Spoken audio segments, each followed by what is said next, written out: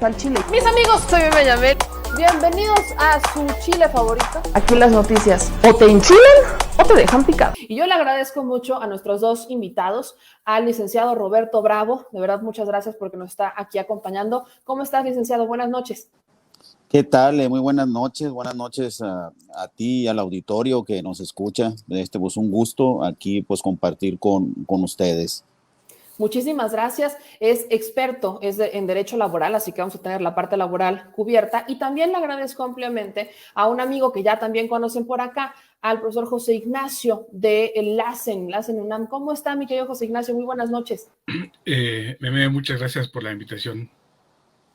Pues gracias a los dos por acompañarnos el día de hoy. Y parto con el análisis, vamos a empezar a gran escala en general para ir haciendo algunas especificaciones importantes aquí para la audiencia y responder estas preguntas que habrán quedado en el aire. Empiezo con usted, licenciado Roberto. ¿Cuál es su análisis de este incremento? Venimos con un incremento, varios incrementos del 2018 a 2022, son incrementos importantes que se dan. ¿Cómo analizamos este incremento? ¿Es positivo? ¿Cómo lo vemos en general? Muy buena pregunta, ¿no? Son cuestiones que el que está en el gobierno en turno quieren hacerlo pasar como un gran logro de su administración cuando no se habla de que los incrementos a los salarios mínimos se han logrado gracias a que desde hace muchos años se trabajó por parte de los organismos empresariales y los gobiernos en turno en alguna forma, alguna manera para desindexar el salario, y eso a lo mejor el economista nos puede hablar más sobre eso, desindexar el salario a lo que fueran los incrementos, el desindexar el salario a las multas y los incrementos a las multas, lo que se denomina la desindexación salarial. Entonces, para señalar si es bueno, si es positivo, pues quiero yo decirles que antes no se daban los incrementos a los salarios mínimos como con el mismo porcentaje o grado que se hacen ahora, porque antes, cuando no existía la ley cuando no existían las sumas, las unidades de medidas de actualización, el incremento al salario mínimo impactaba también en los incrementos de las multas, recargos, las obligaciones, deudas que tenían los ciudadanos y deudas que pudiera tener también el mismo gobierno. Incrementaba el salario mínimo, incrementaban también los costos por decirle, de los notarios públicos, que en algunos estados del país sus cobros de honorarios se pactaban en salarios mínimos. Entonces, incrementaban los salarios mínimos, incrementaban, insisto, deudas, cobros de multas, de recargos, obligaciones, y entonces aparentaba un incremento o un beneficio para el trabajador, pero a la vez implicaba un perjuicio. Cuando se desindexa el salario respecto de las multas y respecto a las obligaciones y se dice que ahora las multas se aplicarán a unidades de medidas de actualización, ahora se deja libre el salario mínimo, se deja libre para que pueda subirse en la proporción que el propio gobierno quiera o la propia Comisión Nacional de Salarios Mínimos. Sin embargo, déjenme decirles que cuando yo estudiaba desde hace más de 30 años, el maestro de Derecho del Trabajo, que era el doctor Baltasar Cavazos Flores, un gran doctor en Derecho, que era él asesor de organismos empresariales y pues incluso de entes públicos, lo que decía él, y creo que opera todavía, que mientras el salario mínimo sube por las escaleras, los precios aumentan por el ascensor. Entonces, lo que me pregunta es si es bueno el incremento del salario mínimo. De entrada sí. Sin embargo, tenemos que ver qué tanto subió el salario mínimo, qué tanto es la inflación y si realmente el incremento del salario mínimo no origina una escalada también de precios o una escalada en la inflación. Eso es lo que tendríamos que ver. Hago la misma pregunta para el profesor José Ignacio. ¿Cómo entendemos el salario mínimo en perspectiva incluso económica? ¿Positivo? preocupante. ¿Cómo lo entiende desde la perspectiva económica? Sí, sin duda, todo aumento al salario de suyo es importante. Lo que vamos a tener para 2022, en términos generales, es un aumento del 22% al salario mínimo de lo que vamos a tener con relación a lo que aprobó la Comisión Nacional de Salarios Mínimos, la CONASAMI. Y aquí, bueno, pues habría que irnos hacia la parte de lo que tenemos en torno a los aumentos al salario mínimo, en torno a la parte porcentual y también a la parte de salarial en torno al aumento. Porque el aumento general, el nacional exceptuando la zona norte, tiene un aumento en este orden. Pasamos de 213.39 en la zona norte a 260.34 pesos. Y en el resto del país tiene un aumento de 16.90, es decir, pasamos de 141.70 a 172.87 pesos el aumento. Pero no es general. Aquí habría que irnos a los tabuladores de profesiones, oficios y trabajos especiales. Por ejemplo, el oficial de albañilería en la zona norte estará ganando el más alto, que es 260.34, y en el resto del país 199.42. Por ejemplo, el encargado de la farmacia, del mostrador de la farmacia, en la zona norte 260.34 y en el resto del país 176. Viendo el tabulador de la CONASAMI y así seleccionando los trabajos con menor salario dentro del salario mínimo, tenemos, por ejemplo, el empleado de la tienda departamental o de autoservicio. En la zona norte siempre va a estar 260.34. Pero en el resto del país está en 175.77.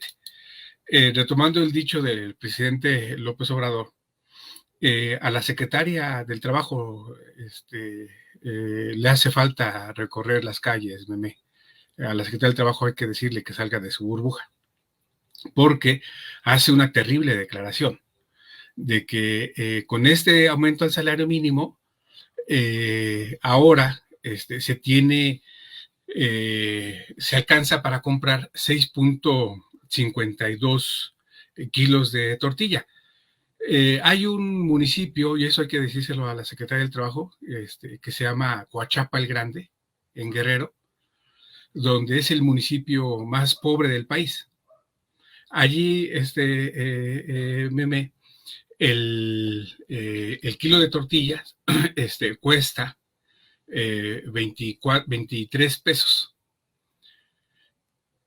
por 6.52 de lo que dice la secretaria, de que ahora va a alcanzar para comprar 6.52 kilos de tortillas. 23 por 6.52 nos da 149 pesos con 96 centavos. Aquí habría que decir, por ejemplo, de que la inflación está en 7.02, pero esa es la parte de porcentual. Anual, nacional. El mensual, la de octubre, estuvo en 0.84, que igual estamos hablando de porcentajes, pero el ejercicio que hicimos en el Laboratorio de Análisis en Comercio, Economía y Negocios de la UNAM es el siguiente. con relación a la preparación de los chilaquiles. Tomate verde, en noviembre con relación a octubre, tuvo un aumento de 28 pesos el kilo. El kilo de chile jalapeño tuvo un aumento de 13 pesos de noviembre con relación a octubre. La cebolla tuvo un aumento de 25 pesos en noviembre con relación a octubre. Las tortillas, ¿sí? Tuvieron un aumento de aquí viene mucho la parte del municipio donde se encuentre uno, entre 1 y 3 pesos. Y ni hablar, si le ponemos pollo a esos chilaquiles, hay una pieza que se vende en la pollería que se llama rana. Esta rana tuvo un aumento de 11 pesos. Ni pensar para la carne, porque la carne tuvo un aumento de 23 pesos. Es decir, para preparar unos chilaquiles, de noviembre con relación a octubre, tuvo un aumento, este platillo, de 73 pesos. Entonces, es aquí donde este aumento del salario mínimo de 22% con relación a lo que se estaría teniendo en el aumento para los oficios, no va a alcanzar. Y si la inflación sigue aumentando, ¿sí? La inflación se va a comer este aumento. Hay otro elemento, Meme, que poco se contabiliza en la inflación o en los precios, que es la inseguridad. Ya hay personas que llevan preparados los 20, 25 pesos cuando el granuja del ladrón se sube a la unidad del transporte público, ya tiene ahí el dinero preparado. Sí, que también eso afecta, por supuesto, el ingreso de las familias. Reitero, todo aumento es bueno, sin embargo, aquí hay que ver de manera colateral otros efectos que provocan que el aumento se diluya. Ahora, aquí quiero hacer la pregunta a los dos, porque ambos me mencionan el tema de la subida de precios, el tema de las multas, y hablamos incluso hasta de la inflación. La CONASAMI mencionó que esta alza de salarios mínimos no atizaría la inflación. El jueves que se instala en sesión permanente este consejo, pues fija este incremento y mencionan que el problema que se vive actualmente de inflación no está relacionado con factores internos, también ya hemos escuchado, tiene mucho que ver el tema de la pandemia, la reactivación económica, cómo es que estuvimos parados un tiempo, empiezan otra vez con producción, productos y servicios, y también empezamos con este ajuste en el tema laboral. Pero menciona y rescato mucho lo que dijo Luis Mujía, que es el presidente de la Comisión Nacional de Salarios Mínimos, donde dice que la evidencia muestra que el salario mínimo no ha tenido impacto en los precios, que aunque algunas personas puedan creer que el salario mínimo podría influir, estarían equivocados. En el esquema laboral, digo, ambos me lo mencionan. Licenciado Bravo, la gente nos pregunta, sobre todo me preguntaban en la mañana, ¿cómo impactaría este incremento del salario mínimo, por ejemplo, en aquellos que están pensionados? ¿Cuál es el impacto real de este salario mínimo y cómo entender, las declaraciones que se dan sobre el tema de la inflación al respecto también? Sí, bueno, aquí se mezcla mucho el tema económico con el jurídico, ¿no? Y la verdad que se me hace excelente la participación del doctor José Ignacio Martínez, porque coincido mucho con lo que él dijo, ¿no? Ahorita. Déjenme decirles que mi percepción como abogado laboralista es que la mayoría de los salarios mínimos que se han señalado hoy en día o que se señalan año con año, comúnmente ya se pagan por encima de lo que señalan los salarios mínimos, por decirle. Decía el doctor Martínez que un albañil ganaba ahora vas a ganar 194 pesos, por decir así, ya no me acuerdo los centavos, pero 194 pesos en lugares que no sean frontera. Yo me percato que así que un peón de albañil o un auxiliar de albañil, lo mínimo que gana en casi todo el país son 200 pesos, lo mínimo, y comúnmente ganan 200, 220, 250 o más. Entonces, la mayoría de las veces está superado. Donde más impacta, y hay muchas empresas en el país, es en el comercio. Ahí sí, la empleada de mostrador a veces no devenga un salario remunerador o un salario muy por encima del salario mínimo. Comúnmente andan ahí rayando en el salario mínimo. Pero bueno, dejo yo ese tema porque se lo dejo más al doctor, pero en el sentido de la pregunta que usted me hace es cómo impactan en las pensiones. Esa es una pregunta muy interesante, sin embargo, es un poquito largo y voy a tratar de hacerlo bien corto, pero explicando esto. Cuando me dicen tipo de pensión, o sea, cuando me dicen cómo impactan las pensiones, tenemos que ver el tipo de pensiones. Las del IMSS y las del ISSSTE, y a veces también habría que diferenciar pensiones de jubilaciones, ¿no? Porque hay jubilaciones que están pactadas en salarios mínimos. Muy distinto una jubilación que una pensión. Las pensiones vienen de las leyes del IMSS o del ISSSTE y las jubilaciones comúnmente vienen de los contratos colectivos de trabajo que celebran sindicatos con empresas o entes gubernamentales. Entonces, las pensiones, ahí ¿qué está pasando? Ahorita no se percibe bien por la gente, pero está sucediendo esto, que el gobierno está tratando de pagar las pensiones en la medida de las unidades de medidas de actualización, en las sumas.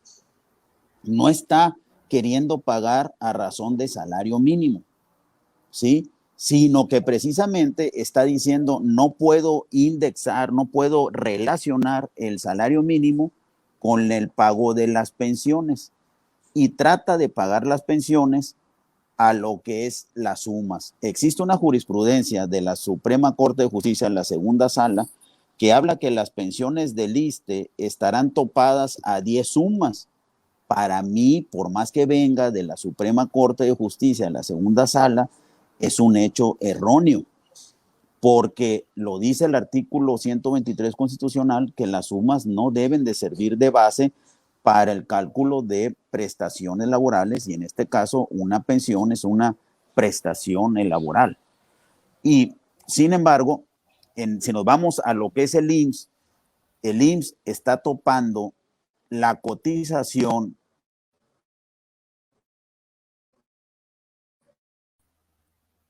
Aquí se nos congeló un poquito, ahí está, ya las regresó. cuotas al IMSS a 25 y es en lugar de 25 salarios mínimos.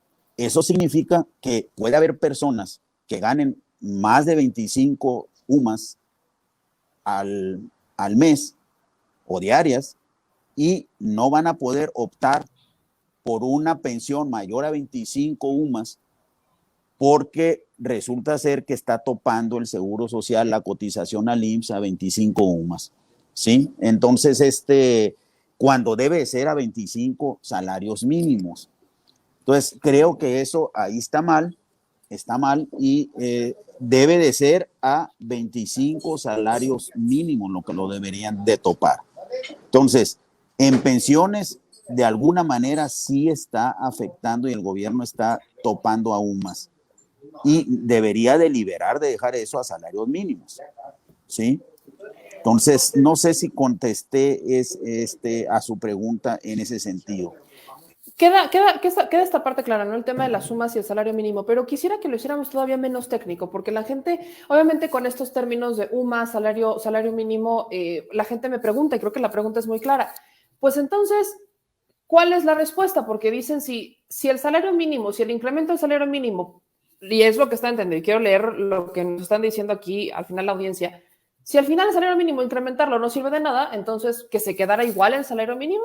Porque, por ejemplo, yo hoy le preguntaba a la gente en las calles y les decía, bueno, Ha habido incrementos del 2018 para acá, ¿no? Esta administración, aquí quiero compartir la pantalla de este comparativo, ¿no? Este es lo que nos presentan hoy en la mañana, en donde nos dicen, en 2018 entramos con un salario mínimo de 88.36 pesos y se han estado dando estos incrementos, 2019 de 102.68, 2020 de 123.22, 2021 de 141.7 y 2022 de 172.87. Y me dice la gente, y me lo decían mucho, bueno, pues yo al final están esos incrementos de salario mínimo y yo siento que mi salario está igual, yo siento que mi situación económica no es que haya mejorado o que haya empeorado. Pero otro comentario que me hacen aquí, le pregunto a nuestro profesor José Ignacio, pues si el tema del salario mínimo no es tan bueno o no, pues pareciera, y la gente me dice, pues es que parece que no sirve de nada, entonces que se quedara en el salario del 88.36 pesos, o cómo entendemos entonces el análisis del incremento. Sí, fíjate que la observación es muy interesante, lo que realiza el público. De aquí, a mí me gustaría ponerlo en pesos y centavos para explicarlo mejor. En este momento, la UMA tiene un valor, la unidad de medida y actualización tiene un valor de 89.62 pesos diarios. Mensual debería tener un valor de 2.724.45 y anual 32.693.40, ¿no? Eso, vamos, no nos puede decir mucho, no nos puede decir nada. Donde está el medio del asunto y donde realmente está la preocupación, que es lo que a ti te transmitía el público, está precisamente en la parte referente a salario vis-a-vis jubilación. En este aspecto, lo que tenemos en este momento sobre el salario mínimo en 2021 son 213 pesos con 39 centavos en esto con relación a la zona norte. Con relación a la UMA, entonces, si ponemos la unidad de medida con relación a la jubilación y con relación al salario, la diferencia entre salario mínimo y la unidad de medida es de 123.77 en la zona norte. Y esto igual se diferencia con la parte del resto del país, porque la diferencia entre el resto del país y la UMA es de 51.97 a datos de 2021. Aquí algo muy importante es de que la UMA igual se va actualizando, que tampoco es abrupta, tampoco es abrupto el incremento. En 2020, perdón que lo interrumpa, pero creo que valdría la pena porque me lo están preguntando, el valor de la UMA. O sea, el valor de la UMA actualmente, si no estoy mal, es de 89.62 pesos. Ajá. Eso es lo que vale la UMA 2021. Sí. Ok, nada más eso sí. Para hacer esa aclaración. Pero fíjate cómo está en 2020. Sí. En 2020 es de 86.88 pesos. 88. O sea, en UMA tuvo un aumento de, 3.88, ¿sí? Entonces, ¿esto qué implica? Si se refleja jubilación con UMA, entonces, al final, no estás teniendo una jubilación acorde a tu salario, sino es acorde a la UMA, y es ahí donde está entonces el kit del asunto. Si lo ponemos de manera mensual, en 2021 con relación a 2020, este año es de 2.724.45 mensual. El año pasado de 2.641.17. 2016. Entonces, aquí la cuestión está en que una cosa es el tabulador de la unidad de medida, otro es lo que tenemos con relación a el salario, y otro más es la inflación. El cuadro que tú mostrabas hace un momento sobre cómo a partir de 2018 va incrementando el salario, lo que no nos dice la Secretaría del Trabajo, ¿sí? Allí veme en ese cuadro que se está mostrando, habría que poner otra línea respecto a la inflación. En 2018 la inflación fue, en 2017 la inflación fue de 4.72, 2018 la inflación de 5.55, 2019 tuvo una reducción de casi un punto porcentual, 4.59, 2020 de 5.52 y 2021, ¿sí? Vamos a estar cerrando en 7.33. Es decir, el incremento del salario mínimo se ve afectado por la inflación, pero aún más es afectado por la UMA. Entonces, lo que bien precisa el abogado Bravo es de que como está indexado o está vinculado, pues, la jubilación a la unidad de medida, no te va a alcanzar. Es decir, no se va a tener una jubilación digna por esta situación referente a la vinculación entre jubilación y UMA. Y es ahí donde entonces pues está el debate en torno a qué unidad se va a tomar, si es el salario o es la unidad de medida. Ok. Ahora, quiero entrar con algunas preguntas que tiene aquí la gente, que son las que más nos están haciendo. Por ejemplo, el tema de la UMA. Me dicen aquí, a ver, toda mi vida trabajo, ¿no? Estoy trabajando y percibo N cantidad de salarios mínimos, etcétera. Y cuando me jubilo, entonces me cotizan en UMAS. ¿Por qué no me avisan y de dónde sale la UMA y por qué se incrementa el salario mínimo? Por ejemplo, tenemos un salario mínimo que sube de 141 pesos a 172 pesos. ¿Por qué cuando ya estoy jubilado, mi UMA, pues la UMA vale 89 pesos, ¿no? 88 pesos, 89 pesos. ¿Por qué me hacen este cambio? ¿De dónde nace esta decisión de que si hay un incremento del salario mínimo, pues no impacte en aquellos que ya están jubilados o pensionados, ¿no? Y ahí voy con el licenciado Bravo. Sí, ahí, pues, otra vez tengo que volver a que tenemos que diferenciar en las pensiones, ¿no? Porque hay diferentes tipos de pensiones, pero para hacerlo más o menos accesible a todo público es que en el caso de las pensiones, del Seguro Social, hay la ley famosa del 73 y la ley del 97.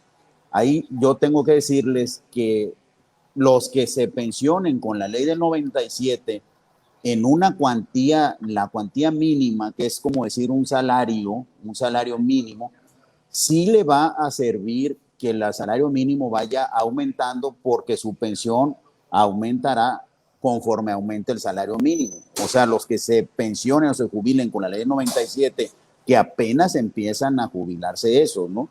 Los van a pensionar o a jubilar con el salario mínimo, pero será a los que dan el salario mínimo, su cuantía mínima será el tope hacia abajo, pues es un salario mínimo. Sin embargo, los que se vayan a pensionar con la ley del 73, que eso es una gran cantidad de gente, los que ya están pensionados, el aumento de su pensión no aumenta conforme aumenta el salario mínimo, sino conforme a otro índice que tiene que ver inflación y tiene que ver ahí también el Banco de México y la suma, es una mezcla, ¿no?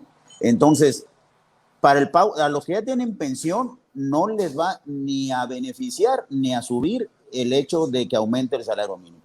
A los que se vayan a pensionar en los próximos años, el aumento del salario mínimo no les va a beneficiar, sino que les va a beneficiar cuando aumenten las sumas. Y la mala noticia es que las sumas, el propio gobierno las está rezagando. Y dice, ay, miren, aumenta, nos hace la cortina de humo diciendo que está subiendo el salario mínimo, pero no hablan de que están dejando rezagadas las sumas y los que se pensionen próximamente será a UMAS y no a salarios mínimos. Y nos obligan a cotizar a un salario y al rato van a decir incluso que van a topar hasta las sumas. No sé si me expliqué. ¿Ese rezago por qué se da? ¿O de quién depende la decisión? ¿Cómo se toma la decisión de incrementar una UMA? Bueno, es el INEGI, que depende del propio gobierno, ¿no? Es el INEGI el que determina eso. Se incrementa la UMA. ¿Y qué variables toma en cuenta el INEGI para decir o proponer cuánto debe subir una UMA? Bueno, también toma el Índice Nacional de Precios al Consumidor y otras cuestiones, pero pues siempre esas cifras son muy manejables, ¿no? Que la canasta básica, que acá, que esto otro, pero son muy manejables y a final de cuentas a mí como ciudadano, pues no me interesa cómo la manejen, sino que me interesa que sea una pensión dinámica la que yo tenga y dinámica que sea acorde a lo que conforme vaya subiendo la inflación y los precios y no me vaya yo quedando rezagado, ¿no? Que al rato la suma no me alcance para nada como está sucediendo, como va a ir sucediendo, ¿eh? Si las sumas no las actualizan conforme. ¿En qué momento se autorizó el cambio de la UMA? Que es otra pregunta que nos hacen. Perdón que lo interrumpa. Sí. Fue en el año 2016 cuando hubo una reforma y aparecieron las sumas. Perdón, hubo una reforma también. ¿Quién autorizó el tema de la UMA? 2016 fue en el gobierno de Peña Nieto, fue un acuerdo entre también gobierno, legisladores, empresarios, sindicatos, sí hubo, pero nunca se pensó que las sumas fueran a quedar tan rezagadas, ¿no? La idea era que el salario mínimo subiera libremente y que las obligaciones del gobierno no subieran conforme al salario mínimo, pero descuidaron la parte de que las sumas se actualizaran fehacientemente conforme a la inflación, conforme al costo de la vida, digámoslo así, ¿no? Entonces, eso sí es lo preocupante. Y aparte lo preocupante es que la Suprema Corte está ahora topando el monto de las pensiones. Primero topó a 10 salarios mínimos a los trabajadores del ISSSTE y ahora dice, y ahora son 10 sumas. Si fueran salarios mínimos y sube, dicen, oye, pues que a todo dar, qué padre. Pero ahora te dicen, no, son UMAS, y acaba de salir esa jurisprudencia en la segunda sala, a UMAS, y resulta ser que las UMAS se van rezagando y te las actualizo año con año, pero muy poco. Entonces, eso es lo preocupante, ¿no? Que debemos de pelear no tanto el incremento al salario mínimo, sino las sumas también para el futuro y para los que ya están pensionados, que son a los que yo creo que se les dificulta más. El salario prácticamente queda a la ley de la oferta y la demanda hoy en día y no tanto al salario mínimo. Mi percepción, y yo litigo en diferentes zonas del país, es que muchos de los salarios no se fijan en base a lo que diga la Comisión Nacional del Salario Mínimo, se fija en lo que es la ley de la oferta y la demanda. Sí, en algunos casos sí se paga cuando menos el salario mínimo, cuando menos, pero hay una gran cantidad de gente que está por encima de los salarios mínimos. Aunque hay detractores que dicen que no, que muchos patrones pagan apenas el mínimo o incluso por abajo. Mi experiencia es que no, o sea, mi experiencia es que se paga por encima del mínimo ligeramente o mayormente entonces lo que hay que cuidar son las sumas y el salario mínimo está bien que vaya subiendo, hay que irle poniendo, hay una propuesta de la Coparmex incluso que llegue a cuando menos 200 pesos para el próximo año, ¿no? A 200 pesos el salario mínimo diario. Ahora, quiero entrar en esta pregunta y creo que es la pregunta más importante y les agradezco a ambos que nos acompañen esta noche. Profesor José Ignacio, ¿el salario mínimo cómo impacta a los empleadores? Los empleadores por ahí me decían es que incrementan el salario mínimo pero hay empleadores que siguen pagando lo mismo desde hace años e incluso cuando se están dando estos aumentos han decidido hasta correr gente porque ya no les alcanza, que ese era un argumento. Recuerdo, por ejemplo, el año pasado estábamos en pandemia, fue el primer año que el sector patronal se opuso al incremento por la pandemia, diciendo que no tendrían la capacidad adquisitiva, no tenían esta certidumbre los empresarios de poder hacer estos incrementos salariales por el tema de la pandemia. Hoy retomamos, ¿no? Vuelven a estar todos de acuerdo en el incremento salarial y se menciona que este incremento salarial nos regresaría a un poder adquisitivo como el que teníamos en 1984. La pregunta más grande es, ¿el empleador pues puede hoy de la nada decir, incrementan el salario mínimo, yo no tengo la capacidad para pagarte, te corro? ¿O cómo le hacen para mantener el salario igual aunque incrementa el salario mínimo? Sí, fíjate que es muy interesante el análisis que haces. Más, permítame rápidamente hacer un rápido paréntesis con relación a lo que decía el abogado Bravo, porque enuncia algo muy importante sobre lo que decidió la segunda sala en septiembre con relación a la Suprema Corte de Justicia, que dice es a través de UMAS. Nosotros en el Laboratorio de Análisis en Comercio, Economía y Negocios de la UNAM hicimos este ejercicio. Si se da la pensión a los 10 UMAS, como bien dice el abogado Bravo, mensual es 27,244 pesos mensuales, con base en el parámetro de UMA. Pero si es con salario mínimo, aquí está la diferencia, es de 43,927 pesos mensuales. La diferencia, Meme, es de 16,683 pesos.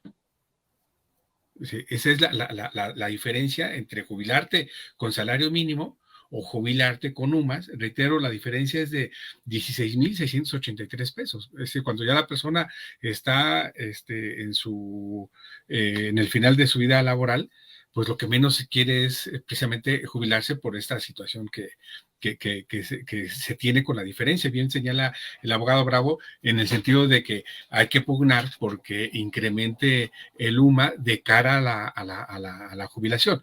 Y con relación a lo que tú bien precisas, aquí, ¿qué es lo que hacen muchos empleadores? Ligeramente su sueldo, ¿sí?, el que pagan a los trabajadores, a las trabajadoras, ligeramente lo ponen arriba del salario mínimo, precisamente para no caer en esta obligatoriedad, en este caso a partir del 1 de enero, incrementar el salario mínimo. ¿Cómo lo realizan? A través, y vamos, todo esto es con base en la ley, no es que estén ahí haciendo triquiñuela alguna, todo es con base en la ley. Ofrecen prestaciones, ¿sí? Incentivos no salariales que están en el contrato, el trabajador o la trabajadora acepta ello y entonces están ligeramente arriba del salario mínimo. Otro aspecto también aquí a considerar es lo que tenemos a partir de 2020, pero esto viene de años atrás, es en el sentido de cómo impulsar la competitividad de la empresa y cómo fortalecer la productividad del país. Lo pongo en esa perspectiva. Otro estudio que hicimos en el laboratorio es referente a la capacidad ociosa que tiene la empresa. La empresa, la unidad económica, el dueño de la unidad económica invierte 100 pesos. ¿Qué es lo que espera? Recuperar su inversión a 100 para después tener una ganancia arriba de 1, 2, 3, ¿no? Lo que sea. Pero ya recuperaste la inversión. Sin embargo, el derecho de piso, es decir, la inseguridad, está provocando que la unidad económica no trabaje al 100%, sino que tiene una merma del orden de 37%. De ese 37%, 30% es por inseguridad y 7% es por competencia. Es decir, la merma que tiene la empresa, ¿sí?, está muy cargada hacia la inseguridad. Por lo tanto, cuando se obliga a aumentar el salario mínimo y no está la unidad económica en las condiciones para pagar ese aumento porque tiene que invertir en cuestiones de inseguridad, ¿a qué nos enfrentamos? Precisamente a esta cuestión de despedir, uno o dos, de reducir su producción para poder pagar. Ahora, nos estamos enfrentando a una situación que no se había visto en la historia económica reciente, ni nacional ni internacional, que es la escasa oferta de insumos, componentes, ¿sí?, a raíz precisamente de que se tuvo la producción. ¿Y esto a dónde nos lleva? Le pega a la inflación, ¿no? Entonces, ¿qué es lo que necesitamos resolver?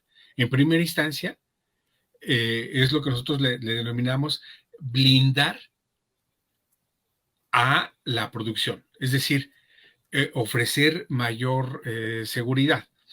Y aquí viene mucho la cuestión presupuestal, Meme, para que se aprobó para el próximo año. Para el próximo año tenemos un déficit presupuestal del orden de 875,000 millones de pesos. Se aprobó un presupuesto de 7 billones 88 mil millones de pesos. Y hubo un aumento de 875,000 millones de pesos en 2022 con relación a 2021. Esto es algo muy lógico. Si nos aumentan el presupuesto, ¿qué quiere decir? Que debemos entregar más y mejores resultados. Es decir, desde ya el gobierno en sus 3 niveles debe mejorar la seguridad precisamente en aras, uno, de fortalecer la producción, y dos, generar ventas, consumo, para que la empresa pueda vender y pueda contratar más. En caso que no, disminuye la planta laboral a raíz de que la inversión productiva también está disminuyendo, y esto nuevamente, ¿de qué sirve que aumenten el salario mínimo si se está generando despido? No porque afecte el aumento del salario mínimo directamente a la empresa, no, sino es la inseguridad que está mermando a la unidad económica, ¿sí?, en torno a lo que tenemos en la economía nacional. Cierro con una última pregunta y les agradezco a ambos, y obviamente si quieren hacer comentarios al respecto de lo que dijeron estaría increíble. Veo que aquí la polémica recae, o digamos la duda de todos recae entre UMA y salario mínimo. Si incrementa el salario mínimo, ¿por qué no incrementa la UMA? Y ¿por qué el incremento del salario mínimo pues no me da el beneficio, o digamos que me da un mayor poder adquisitivo? Yo lo decía, la gente me está diciendo que con todo y un año de pandemia, ellos han estado tablas. Creo que eso, tomando en cuenta el año de pandemia, desde la perspectiva de abajo, es positivo. Tomando la perspectiva de abajo, la gente me dice, con todo el incremento estoy tablas, ¿no? Cuando uno pensaría que si incrementa el salario mínimo tendría que incrementar el poder adquisitivo. Eso es un punto. Pero la pregunta que hoy me queda, y con esta les agradezco a los dos, es, pues entonces, ¿cuál sería la propuesta? ¿Desaparecer las sumas? ¿Incrementar las sumas? ¿Cuál es el propósito de la creación de la UMA? Si al final, pues vaya, el tema de la inflación, con o sin salario mínimo, lo obtenemos. Y ahorita tenemos el tema de pandemia. Y lo que preocupa a algunos es esta unidad de medida con la que se están cotizando algunas cuestiones, multas y demás. ¿La UMA a quién le sirve? ¿Para blindar al gobierno? ¿O a quién le beneficia? ¿Hay que quitar la UMA? ¿Hay que incrementar la UMA? ¿O qué es con esto? Gracias a ambos, y voy con el licenciado Bravo. Gracias mire, muy buenas preguntas y excelente para mi punto de vista la participación del doctor, que es muy claro para mí, pues cuando menos. Las sumas yo creo que sí tienen que incrementarse en una proporción mayor, porque ahorita para como se ve la actualización de las sumas, pareciera más un blindaje para el gobierno en el pago de las pensiones. Es como una salida, yo lo veo como una salida para el problema de las pensiones del gobierno y que va a ir siendo gradual y como que para que el pueblo no se dé cuenta. Es como dicen el ejemplo de la rana que la meten en agua fría y la van calentando poco a poco hasta que revienta. Así yo creo que pueden ser las sumas si no se actualizan. Tienen que irse actualizando, a lo mejor no en la medida en que suba el salario mínimo, pero sí en una medida mayor a lo que ahorita lo están haciendo, y tendrían que ver el costo de la vida misma. Si no, al rato va a haber un problema que a los pensionados y a los próximos a pensionarse no les va a alcanzar para subsistir ya como pensionados. Y algún otro concepto que se tiene que ver es que mi propuesta también sería que haya mayor certidumbre para las empresas, hombre. A veces hablan de neoliberalismo y como si fuera el gran problema del mundo o de nuestro país. Y yo lo que yo veo es la certidumbre. El doctor habla del costo para las empresas por la inseguridad, que es obvio que es fatal. La inseguridad, yo creo que a todo mundo nos ha afectado o tenemos algún pariente que le ha afectado la inseguridad.